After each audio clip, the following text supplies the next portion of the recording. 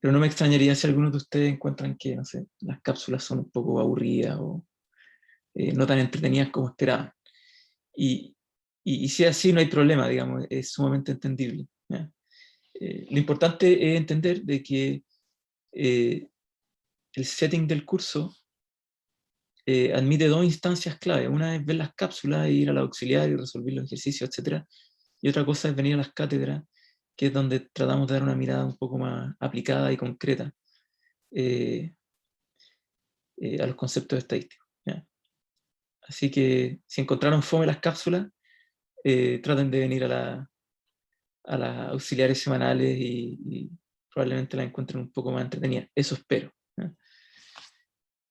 Bien, dicho eso, me gustaría comenzar la clase de hoy con algunos ejemplos concretos que nos permitan introducirnos en las propiedades de los estimadores en muestras grandes, que es el tema que hoy día nos convoca, ¿ya? Durante la semana anterior estuvimos viendo las propiedades de los estimadores en muestras pequeñas o muestras finitas, ¿no? Particularmente encejamiento, eficiencia y el concepto de error cuadrático medio. Aprendimos a construir intervalos de confianza asumiendo distribuciones conocidas, ¿cierto?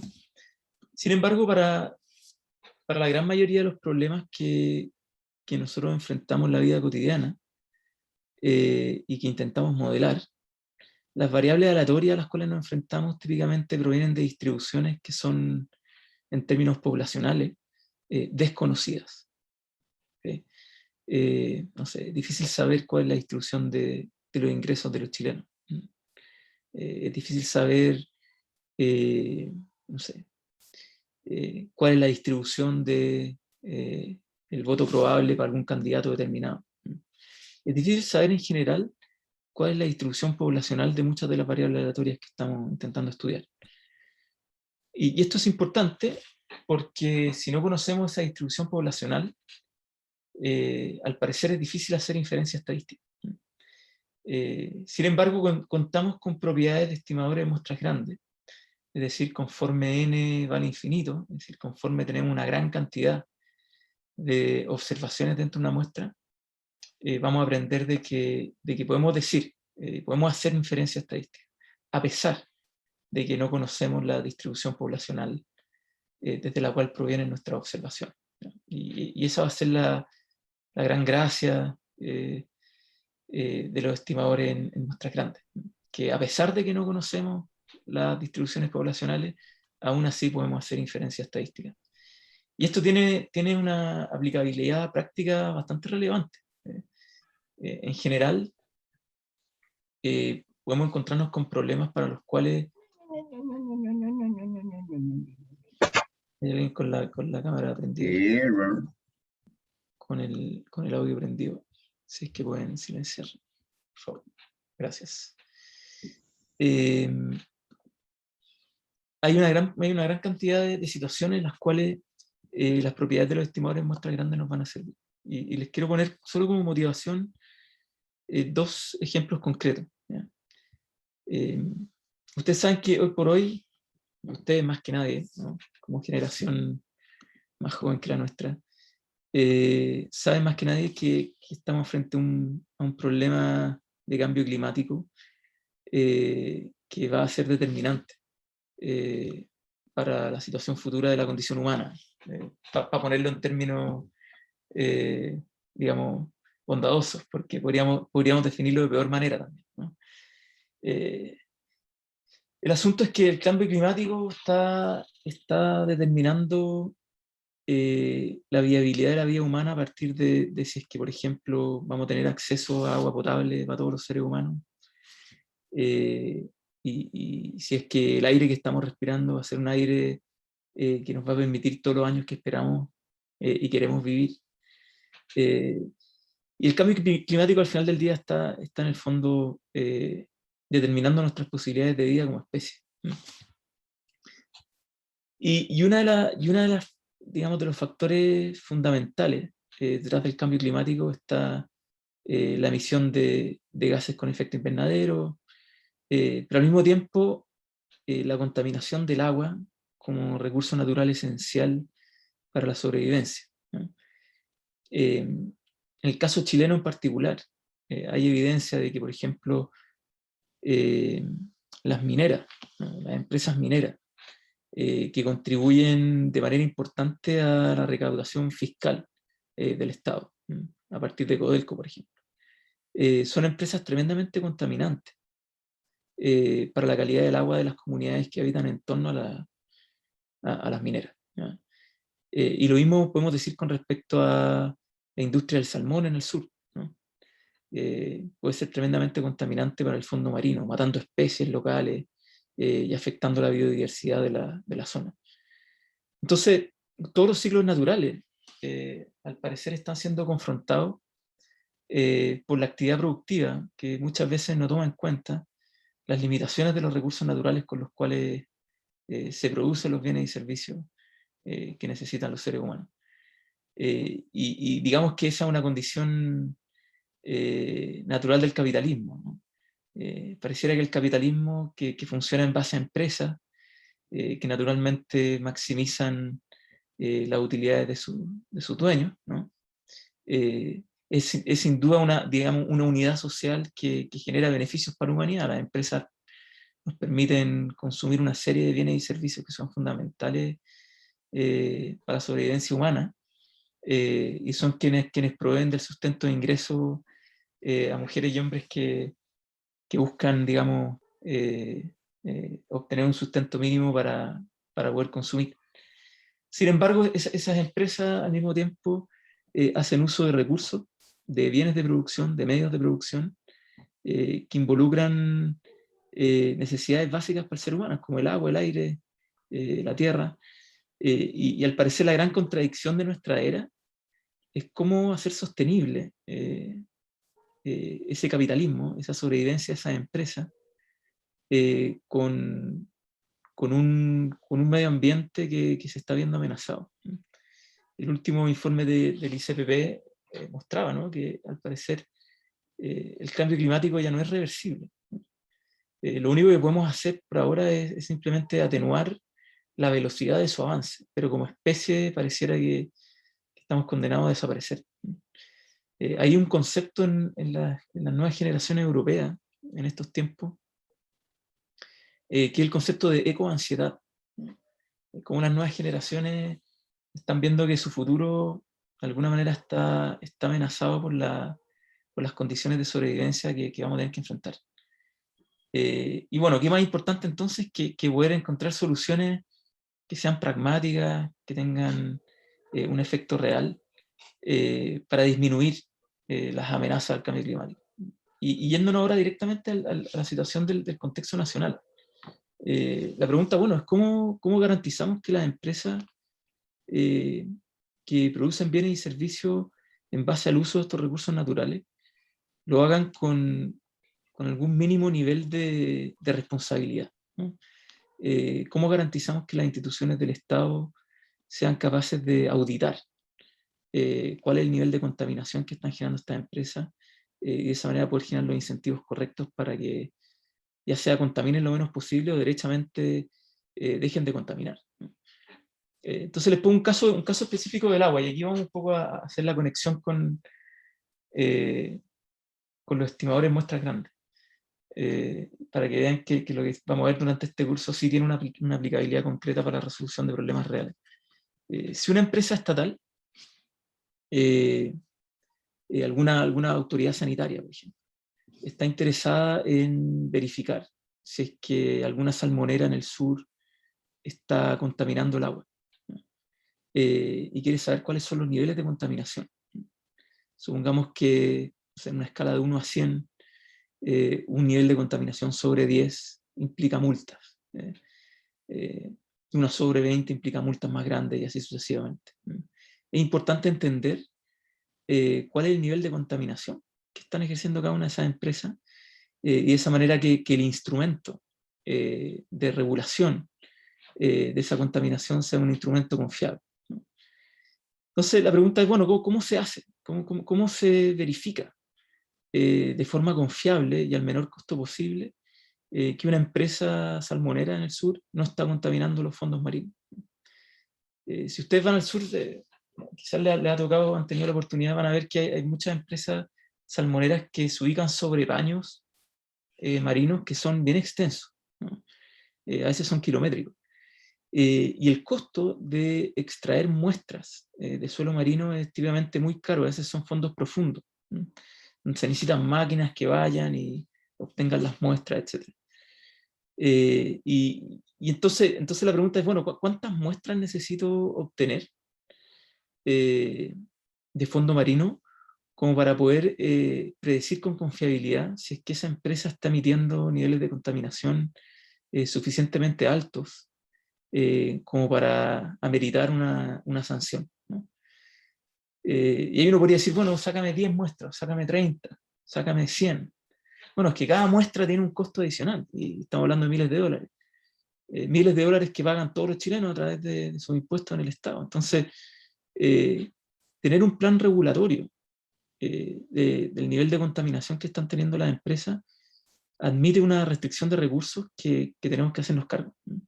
Y para eso la estadística nos puede ayudar mucho. O sea, entender cuál es el mínimo de muestras que tenemos que tomar para poder saber con confiabilidad si es que una empresa está contaminando o no, implica hacer un cálculo más o menos certero y previo. Y para eso vamos a utilizar, por ejemplo, las propiedades de los estimadores de muestras grandes. Entonces, ese es un ejemplo concreto. ¿Cuál es el tamaño de muestra que yo necesito tomar para poder decir con confiabilidad si es que el nivel de contaminación de una determinada empresa supera un determinado nivel, ¿no? Una segunda motivación podría ser para aquellos que están más interesados en la cuestión política. No sé si se han dado cuenta, pero cuando empiezan a dar los resultados de una determinada elección, quizás se acuerdan del plebiscito, uno prendía la tele y empezaba a ver las barritas con la intención de voto de cada uno de los candidatos. Según, no sé, después de un 5% de las mesas escrutadas, o después del 10, después del 15, después del 20. Y no faltaba el analista político que estaba ahí en el panel que decía, bueno, esta distancia ya es irremontable, ¿ya?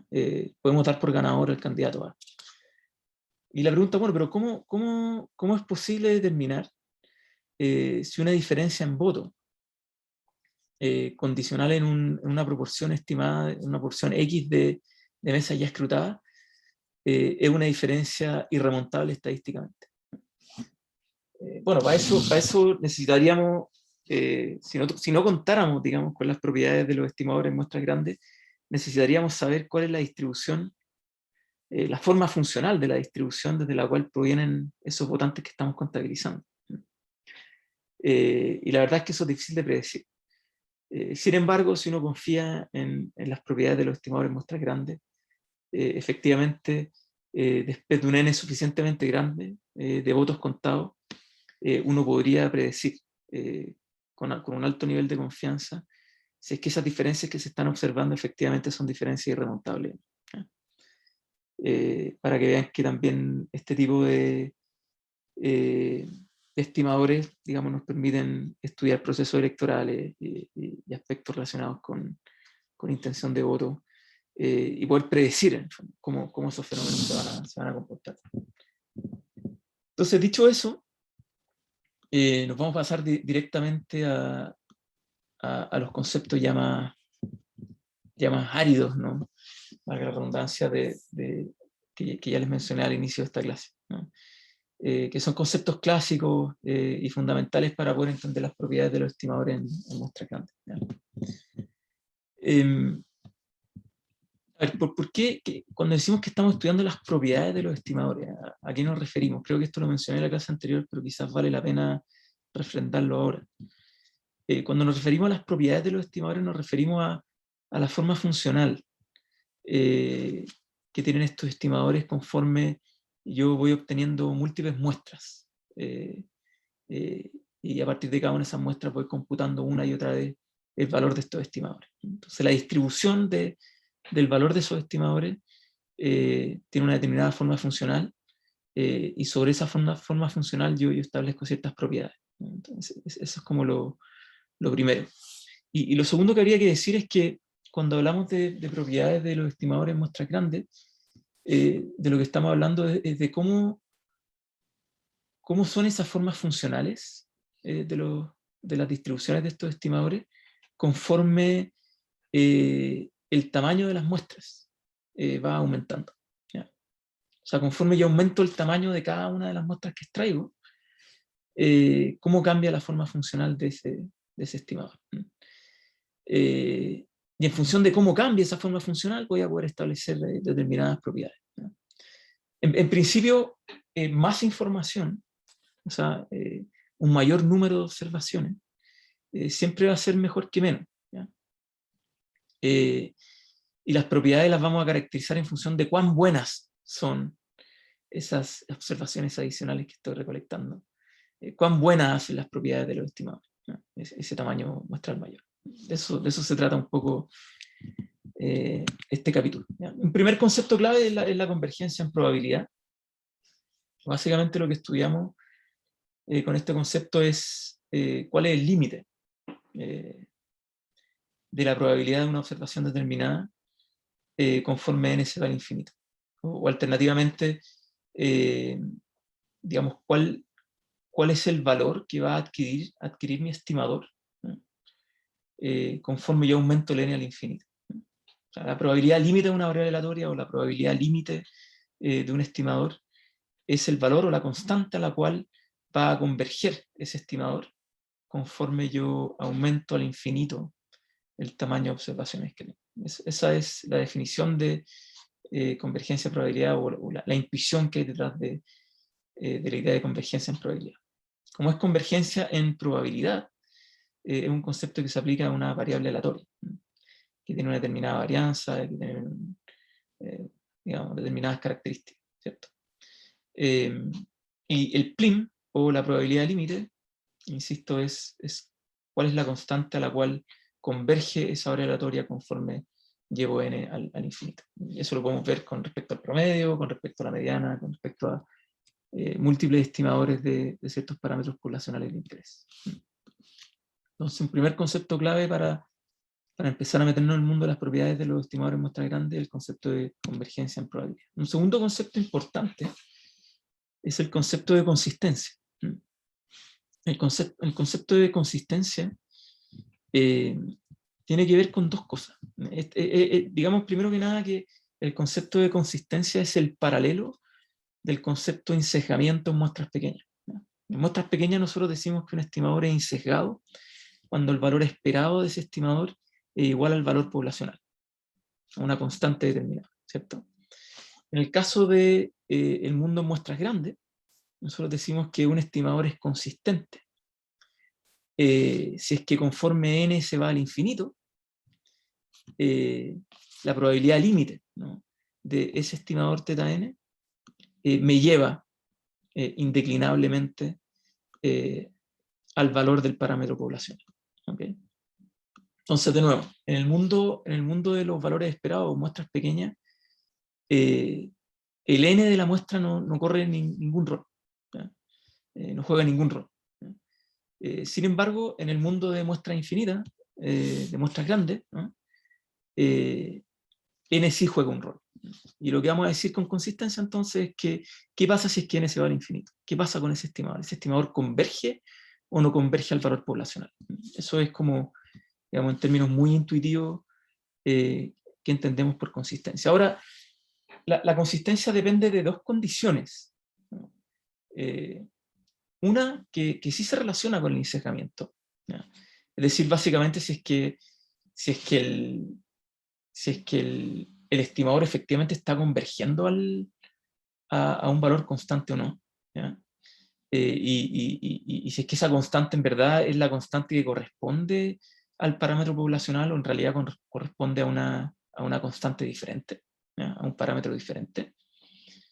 Esa es una primera condición. Y la segunda condición es cómo es la varianza de este estimador conforme n se va al infinito. Un estimador va a ser consistente sí y solo sí la varianza de ese estimador se va a cero conforme n se va al infinito, ¿no? Porque si es que la varianza no se va a cero, entonces esa variable aleatoria en realidad, o ese estimador en realidad lo que está convergiendo es a otra variable aleatoria. Y eso no es coherente con la definición de consistencia. La definición de consistencia es que ese estimador converja a una constante que equivale al parámetro poblacional que estamos tratando de estimar. Entonces esas dos condiciones son súper importantes. Una, que efectivamente converja al valor poblacional y no a otro valor, ¿ya? Y dos, que la varianza del estimador se vaya a cero conforme n se vaya al infinito. Por ejemplo, un ejemplo concreto que doy acá es el estimador de la primera observación aleatoria que sacamos, ¿ya? Supongamos que queremos estimar la media poblacional a partir de una muestra, y el estimador que vamos a utilizar es la primera observación aleatoria que yo saco de esa muestra en particular. Claro, yo sé que el valor esperado, efectivamente, ese estimador es insesgado, ¿ya? El valor esperado de I sub 1 es igual a mu, ¿ya? Sin embargo, su varianza es una varianza equivalente a sigma cuadrado, que no depende de n. Es decir, independiente de la cantidad de observaciones que yo saque, o la cantidad de veces que haga este ejercicio, ¿no?, de sacar siempre la primera observación, lamentablemente, como la varianza de ese estimador no depende de n, su varianza jamás va a converger a cero, aunque yo haga este ejercicio infinitas veces. Y en efecto, este estimador va a ser un estimador insesgado, pero sin embargo va a ser inconsistente. Entonces, ese es un ejemplo de cómo un estimador determinado puede ser insesgado por un lado, pero sin embargo puede ser inconsistente. Es decir, su varianza no converge a cero conforme n se va al infinito. Bien.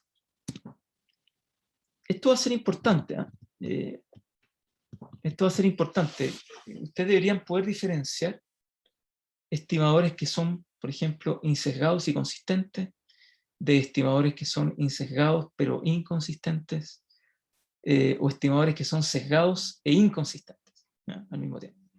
Si ustedes pudiesen denotar ejemplos concretos de cada uno de estos tipos de estimadores, yo creo que habrán entendido entonces como la diferencia que existe, ¿no?, entre el concepto de insesgamiento y el concepto de consistencia. Ahora, algo que es súper importante, y probablemente ya se habrán dado cuenta, es que el insesgamiento no implica la consistencia. Un estimador que es insesgado no implica que sea consistente. Sin embargo, un estimador que es consistente implica necesariamente que es insesgado. Esas son dos digamos, situaciones importantes que hay que tener en cuenta a la hora de asociar el concepto de insesgamiento con el concepto de consistencia. Ahora, otro concepto importante es la ley de los grandes números. Básicamente lo que nos dice la ley de los grandes números es que el promedio como estimador es un estimador consistente. Es decir, el promedio de partida es un estimador insesgado, o sea, la esperanza del promedio siempre igual al promedio poblacional, eso lo demostramos en la clase anterior. Y a su vez sabemos que la varianza del promedio es sigma cuadrado partido por n. Por lo tanto, si yo llevo esa expresión de n al infinito, la voy a llevar a cero, ¿cierto? Sigma cuadrado partido por infinito igual a cero. Entonces, básicamente, la ley de los grandes números nos dice que el promedio, como estimador del promedio poblacional, es un estimador consistente. No es más que eso. Están las propiedades de Zlatsky, que no las voy a repasar ahora, pero sería importante que las puedan estudiar y las puedan aplicar. Les va a servir para varias demostraciones. Y luego nos metemos en el concepto de convergencia en distribución. El concepto de convergencia en distribución es el equivalente de convergencia en probabilidad. Solamente que en vez de converger a una probabilidad, estamos estudiando cómo la distribución de una variable aleatoria, o si es que la distribución de una variable aleatoria converge a alguna distribución adicional. A eso nos referimos con convergencia en distribución. El ejemplo más clásico es la t-student. El estadístico t-student, no sé si recuerdan desde la clase anterior, lo utilizamos para poder construir intervalos de confianza en muestras pequeñas para las cuales nosotros conocíamos la media, pero no necesariamente la varianza. Pero sí sabíamos que esta era una variable aleatoria que provenía de una distribución normal, con una media determinada y con una varianza desconocida. En esos casos podíamos utilizar la distribución t-student para poder construir un intervalo de confianza, ¿cierto? Eso en muestras pequeñas. Ahora, en muestras grandes, nosotros sabemos que la t-student converge en distribución a una distribución normal estándar, es decir, una distribución normal con media 0 y varianza 1. Entonces, conforme n crece al infinito, no sé, en una situación en la cual tenemos una muestra demasiado grande, da lo mismo si es que utilizamos la t-student o la normal estándar para construir un intervalo de confianza. En ambos casos debiésemos llegar a la misma solución, digamos, al mismo intervalo. Y eso es porque una distribución converge en distribución a la otra. Ahora, ¿por qué va a ser importante la idea de convergencia en distribución? Y aquí nos adentramos al concepto teórico más importante de este curso. Concepto teórico más importante de este curso, y que yo esperaría que todos los alumnos de este curso comprendan a cabalidad una vez que terminen este curso, es el teorema del límite central. ¿Por qué es tan importante el teorema del límite central? No sé si alguien tiene primero alguna noción de qué es lo que es el teorema del límite central y por qué creerían que es tan importante. Esta es una pregunta abierta al que quiera dar su opinión.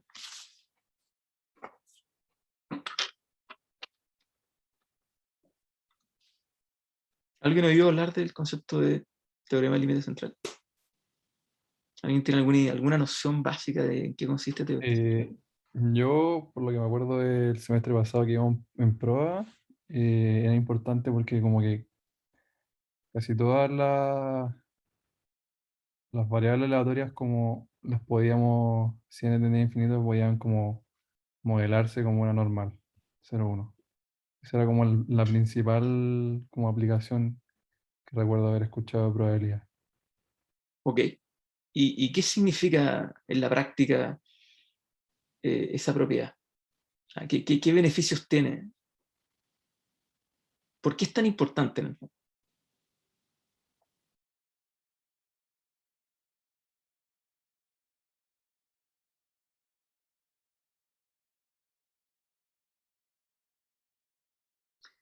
Bueno, el teorema del límite central es sumamente importante porque en el fondo nos permite construir intervalos de confianza para variables aleatorias sobre las cuales no tenemos ninguna noción de cuál es la distribución poblacional desde la cual proviene, que es básicamente el 99% de las situaciones del mundo real.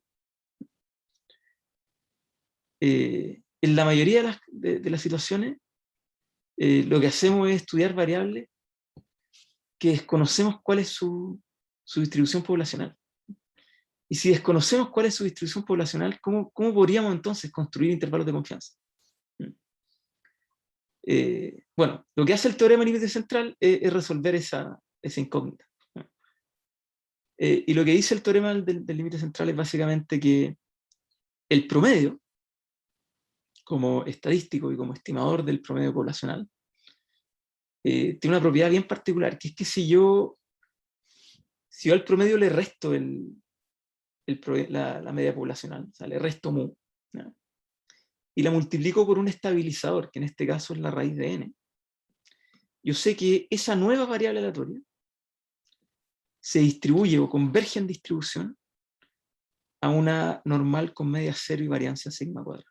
O sea, conforme n se va al infinito, lo que me dice el teorema del límite central es que esa expresión va a converger en distribución a una distribución conocida, que es la normal, con media 0 y varianza sigma cuadrada.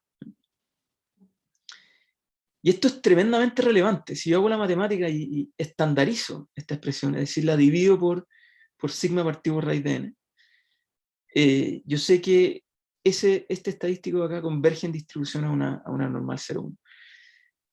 Esto es tremendamente revolucionario y relevante para el capítulo de inferencia estadística. O sea, si la estadística existe para algo, es para poder hacer inferencias, para poder predecir el comportamiento de ciertos parámetros poblacionales. Ese es como el leitmotiv de la estadística. Pero para poder hacer ese ejercicio necesitamos construir métricas de inferencia que sean confiables. Y para poder construir métricas de inferencia que sean confiables, necesitamos el teorema del límite central. O sea, podemos decir entonces que la estadística como disciplina existe gracias al teorema del límite central. Sin el teorema del límite central no hay posibilidad de poder hacer inferencia confiable.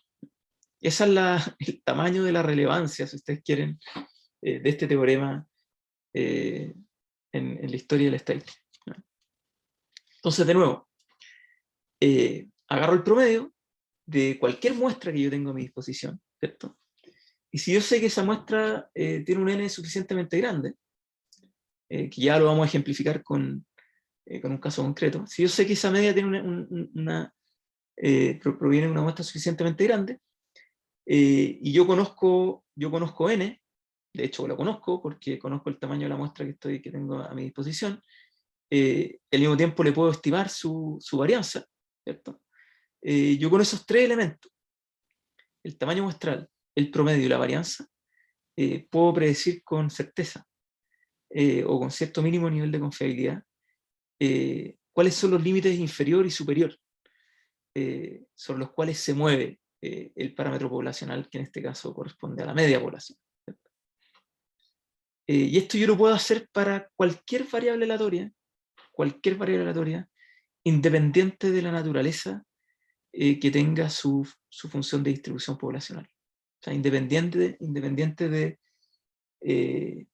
la forma funcional que tenga esa variable aleatoria, sea que la conozca o la desconozca.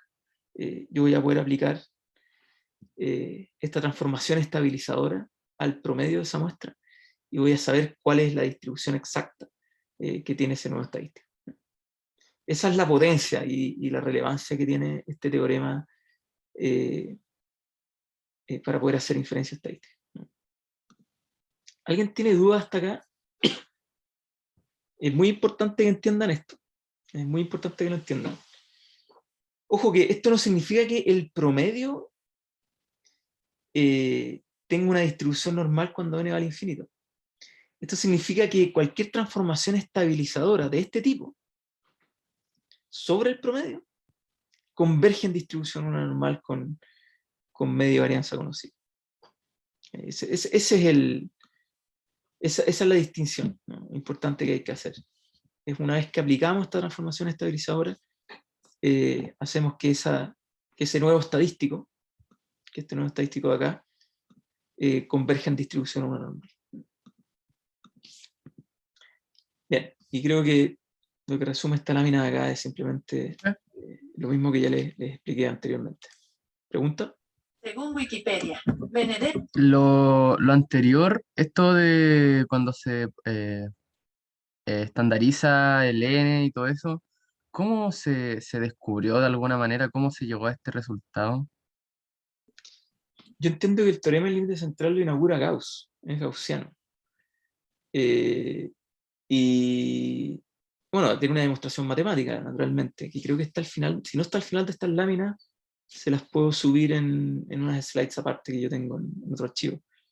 Pero es interesante entender que la forma de comprobar esto empíricamente fue ir tomando múltiples muestras, ir aplicando la transformación estabilizadora e ir demostrando que conforme n se iba al infinito, la distribución que tenía esa transformación estabilizadora era una distribución que se parecía mucho a la normal.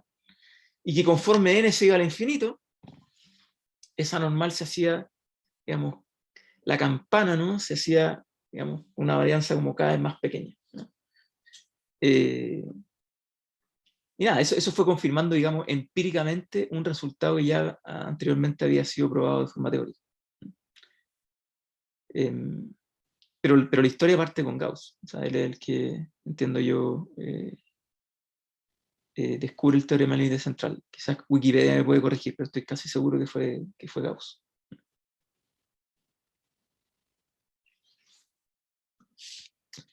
Bien, si quieren ver como un ejemplo concreto que yo creo que les puede servir para ejemplificar, ¿no?, en la práctica cómo este concepto se puede utilizar.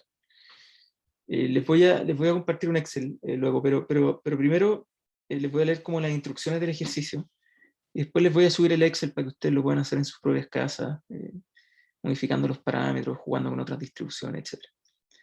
El ejercicio consiste en lo siguiente. Primero es generar muchas muestras aleatorias, de tamaño, primero de tamaño 10, después de tamaño 30, después de tamaño 100, después de tamaño 500. No sé, pueden ser 500 muestras de cada uno de esos tamaños, asumiendo que la distribución poblacional desde las cuales provienen sus observaciones es una distribución poblacional, perdón, una distribución exponencial, que tiene un parámetro gamma igual a 0.5. Eso significa que la media poblacional es 1 partido por gamma, es decir, es igual a 2. ¿Ya? La primera parte del ejercicio consiste en calcular primero el promedio para cada muestra, y ir ploteando un histograma de esos promedios, imponiendo una densidad normal con media mu y varianza sigma cuadrada. O sea, lo que deberían obtener de este ejercicio es un poco lo que obtuvimos del ejercicio de la clase anterior, que conforme aumentan n, ¿cierto?, esta campana de Gauss se iba teniendo una varianza cada vez más pequeña, y en el límite iba convergiendo una constante, ¿cierto? Y después podían crear los QQ-plots y confirmar que efectivamente se cumple la ley de los grandes números, ¿cierto? Que los promedios, la distribución de los promedios va convergiendo a una constante conforme n aumenta al infinito, o n va creciendo, ¿cierto? Y eso es lo que un poco demostramos en la clase anterior. Ahora, la parte interesante que tiene que ver con los conceptos que hemos visto en esta clase es cómo construir intervalos de confianza asintóticos, utilizando distintos tamaños muestrales, ¿cierto? Entonces, el objetivo en el fondo es crear un intervalo de confianza asintótico del 95% para la media poblacional, es decir, queremos predecir con un 95% de confianza cuáles van a ser los márgenes probables sobre los cuales se va a mover la media poblacional. Y vamos a crear un indicador igual a 1 si es que el intervalo de confianza contiene o no contiene esa media poblacional, y 0 si es que no. Nosotros conocemos la media poblacional, de hecho, asumimos que todos los datos que estamos extrayendo provienen de una distribución exponencial con una media conocida, que es igual a 2.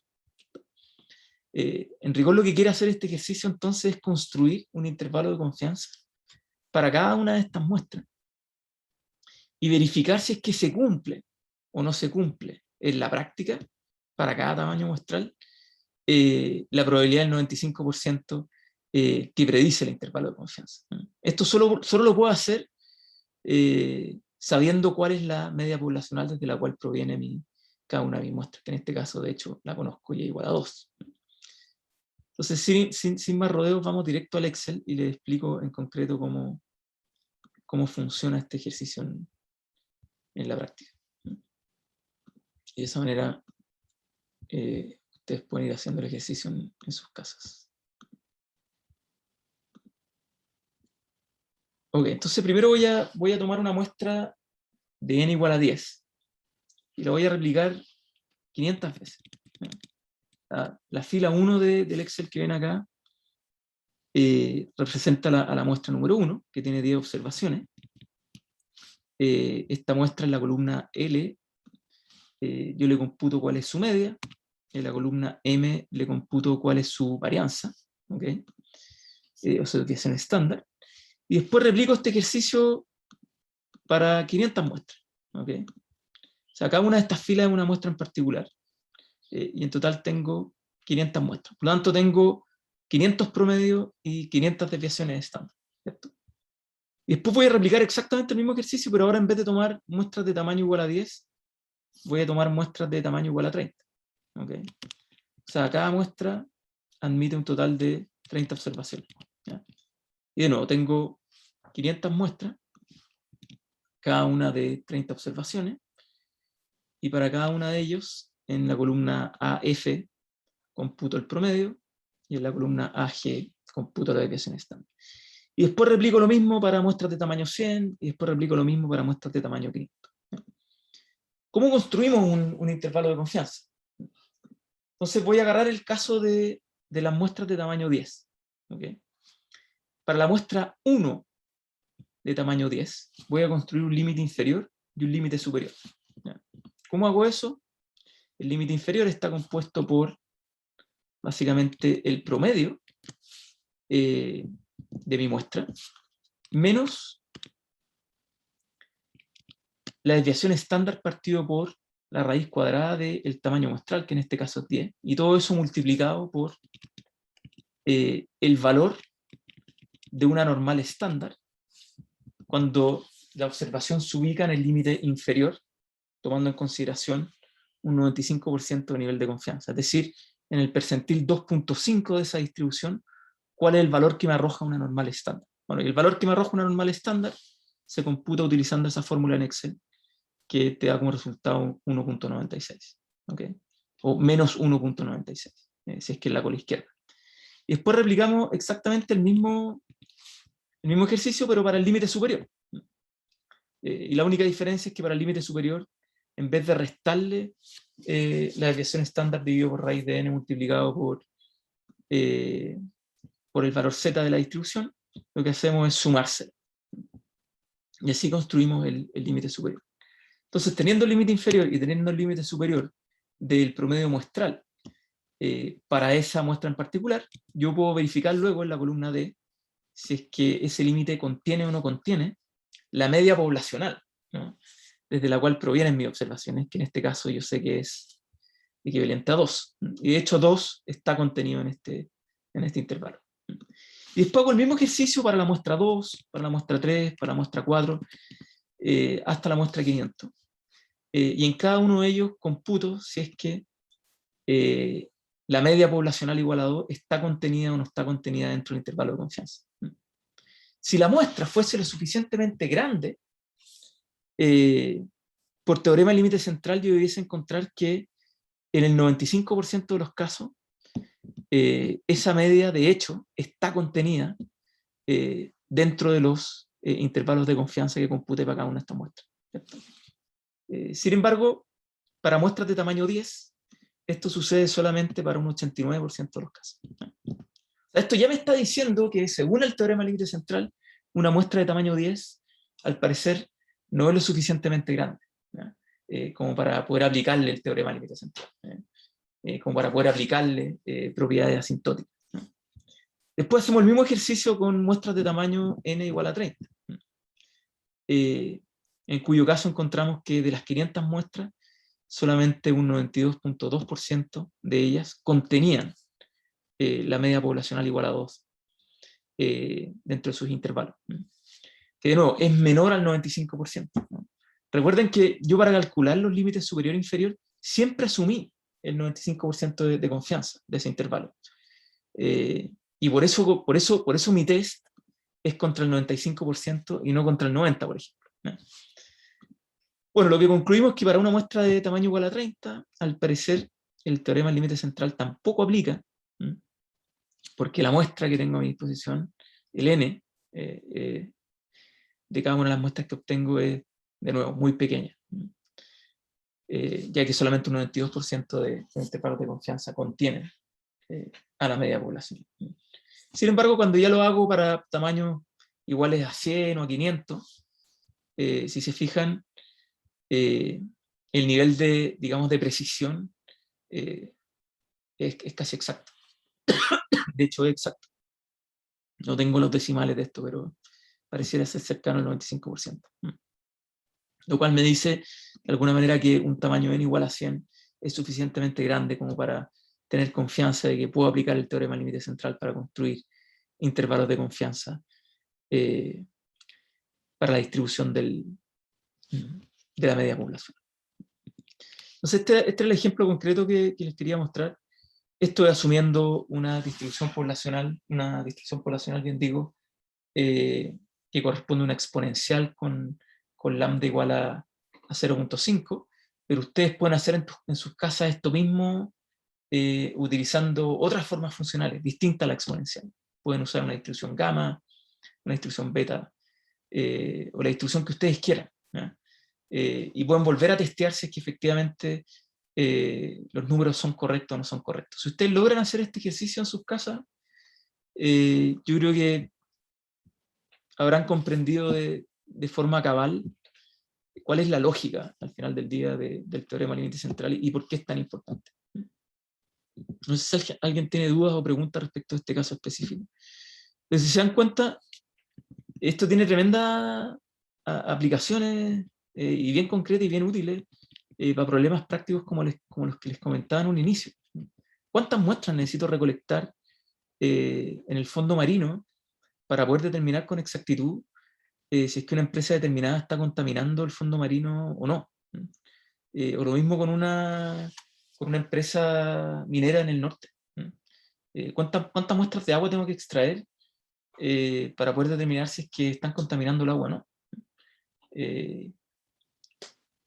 Y esto lo puedo hacer para distintos niveles de confianza estadística, y se darán cuenta que conforme n va cayendo, o sea, n se va haciendo cada vez más pequeño, es decir, el acceso a los datos es más costoso, ¿cierto? El nivel de confianza estadística que yo voy a tener para poder construir mi intervalo va a ser cada vez más pequeño, ¿ya? Y eso naturalmente va a mermar la confiabilidad estadística de mis predicciones. Entonces, el teorema del límite central también como que nos permite entender el rol que tiene el tamaño muestral en la confianza estadística de nuestra inferencia. Eso. Monse Bouchard levantó la mano y tiene una pregunta. Sí, no entiendo como las muestras que están en la primera hoja que nos mostró. Esas son ¿cómo las hizo? Como que las sacó al azar, Claro, escribió número como con una fórmula o algo así. Claro, no, yo aquí copié y pegué los valores, pero al principio fueron generados a partir de una distribución exponencial con lambda igual a 0.5. O sea, tú ponías en Excel, o sea, vaya fórmulas, ¿qué dice estar acá? Fórmula exponencial. No sé si esta es la... No, estadística, acá está.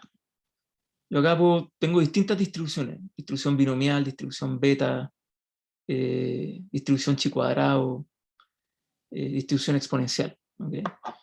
Y tú pincháis la distribución exponencial y le veis que aleatoriamente te arroje un valor determinado. ¿No? Y luego replicáis eso para cada una de las celdas de estas 10 columnas. ¿No? Y eso lo hacéis para la muestra 1 y después bajáis hacia abajo, ¿no? Así como una bajada para abajo de esa misma fórmula para todos los otros, las otras 500 muestras que tenéis que construir. 499 muestras que tenéis que construir. Y lo voy a hacer de nuevo con una función exponencial, o lo voy a hacer con una función beta, cualquier función. Eso. No sé si aclaro la duda. Sí, muchas gracias. Perfecto. Luis Osvaldo Reyes tiene una pregunta también. Sí. Nada, que igual como que me genera ruido el hecho de que esto funcione para tamaños como bien grandes en verdad, pero por ejemplo estas aplicaciones que nosotros habíamos visto al principio de la clase, como con lo que usted hizo la introducción, al final no van a tener mucha solución, o eso siento, ¿En qué como en base a sentido? lo que estamos viendo ahora, en el sentido de que no vamos a poder decir si efectivamente está contaminando o no cierta empresa, porque podemos hacer muy pocas muestras. ¿Estoy Bueno, entendiendo mal el concepto? no, yo creo que vaya en la dirección correcta.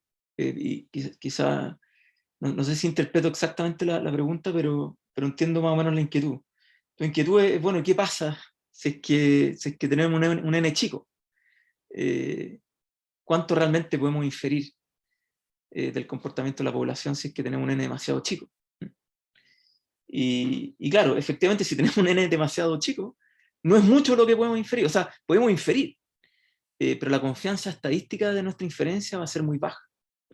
Y eso va a ser problemático. O sea, el intervalo de confianza que vamos a tener va a admitir poco nivel de confianza. O sea, es como, ok, yo obtengo unos determinados valores, pero la probabilidad de que la media poblacional o el parámetro del cual estoy interesado en estimar, la probabilidad de que ese parámetro esté contenido dentro de el intervalo que yo estimo va a ser muy baja. Esa probabilidad va a ser muy baja. Y como esa probabilidad va a ser muy baja, mi intervalo de confianza no tiene mucha utilidad práctica. Es demasiado el error que eventualmente puedo cometer con los datos que tengo a mano. Ese es un poco el problema. No sé si alcanzo a contestar tu duda. Y sí, o sea, en algunos casos, si es que es excesivamente costoso poder extraer las muestras, vamos a tener un problema de diferencia estadística no menor. La estadística, digamos, no va a ser útil, o lo suficientemente útil, como para poder tomar decisiones confiables. Claro, Efectivamente. a eso apuntaba, en verdad. Lo que le quería preguntar. Gracias.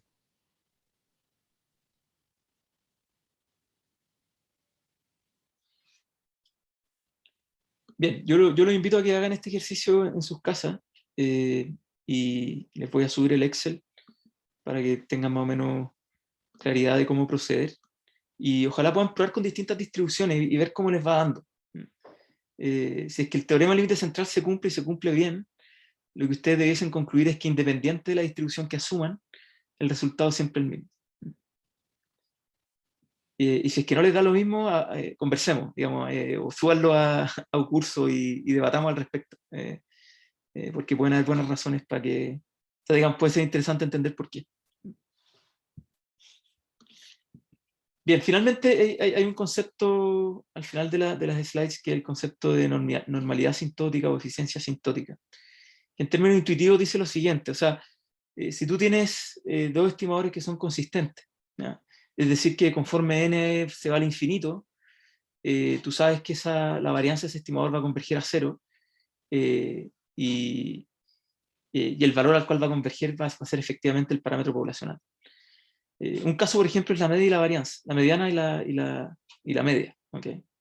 Que son típicamente dos estimadores que compiten, ¿no? ¿Cuál uso? ¿La mediana de la distribución o el promedio de la distribución? Y lo que dice referencia a la eficiencia asintótica es cuál de esos estimadores converge de forma más rápida al parámetro poblacional. A eso se refiere la idea de eficiencia asintótica. Es asumiendo de que en la mano tengo dos estimadores que sé que son consistentes, ¿cuál de esos dos converge más rápido al parámetro poblacional? ¿Sí? Conforme aumenta n, ¿cuál de esos dos tiene una varianza que conforme aumenta n se va a cero más rápido? Esa es un poco la intuición que hay detrás de la idea de eficiencia asintótica. Entonces, por ejemplo, en el caso de la mediana, la varianza de la mediana es pi medio por sigma cuadrado partido en n. En cambio, la varianza del promedio es sigma cuadrado partido en n. Y como este factor es mayor a 1, pi partido en 2 mayor a 1, entonces la eficiencia asintótica de la media es mayor a la eficiencia asintótica de la mediana, ¿ya? Y entonces decimos que en términos asintóticos, la media es más eficiente que la mediana. ¿Okay? Esa es como la intuición que hay detrás del concepto de eficiencia asintótica, y se relaciona con la idea de normalidad asintótica, en el sentido de que cuál de las dos distribuciones va a converger primero en una normal, si la distribución de una media o la distribución de una mediana. Y como el promedio tiene una eficiencia asintótica mayor que la mediana, entonces el promedio debiese converger a una normal más rápido que la velocidad de convergencia de la mediana. Esa es un poco la intuición que trata este concepto. Y sí, tiene alguna utilidad práctica en la medida que tus observaciones tienen un tope máximo. Si tus observaciones tienen un tope máximo y estáis cerca del límite de convergencia, no sé, un n igual a 100, un n igual a 90, quizás es mejor utilizar el promedio que la mediana, ¿no? En escenarios como eso, esta propiedad puede ser útil. Bueno, y finalmente les dejé algunos ejemplos concretos de cómo construir los intervalos de confianza. Un ejemplo irrelevante a la vida práctica. Es simplemente un ejemplo que tiene relación con la duración de las llamadas en un centro en una empresa que se dedica a hacer llamados telefónicos. Y lo pueden ver en sus casas, es simplemente un ejercicio práctico para ver cómo construir un intervalo de confianza. Y no sé si vale la pena revisarlo ahora en detalle. Seguramente el viernes el auxiliar van a revisar ejemplos concretos de cómo construir intervalos de confianza asintóticos. Y esto va a ser importante porque luego en la próxima clase nos vamos a meter en el segundo capítulo, que es test de hipótesis, donde vamos a utilizar la construcción de intervalos de confianza para poder testear hipótesis concretas de problemas de la vida real. Así que eso les tenía preparado para hoy. Nosotros nos vemos el próximo martes. Vamos a ver test de hipótesis, les voy a subir las cápsulas probablemente hoy día en la noche o mañana en la mañana. Y les recomiendo obviamente ir a la auxiliar del día viernes, donde vamos a ver ejercicios prácticos de construcción de intervalos de confianza. Y al mismo tiempo ir haciendo la tarea. Yo sé que hay algunos conceptos dentro de la tarea que no hemos visto. Entiendo que todavía no saben testear hipótesis. Pero sin embargo hay una gran cantidad de ejercicios sobre los cuales pueden ir adelantándose y pueden ir haciendo con la materia que ya han visto. Y los invito y las invito a que ojalá puedan ir haciendo la tarea con anticipación y no a última hora, porque igual cuenta un puntaje importante dentro de la nota final del curso, y yo creo que también les va a servir para ir reforzando la materia y resolviendo dudas, etc. Así que eso, dudas, preguntas, consultas antes de cerrar.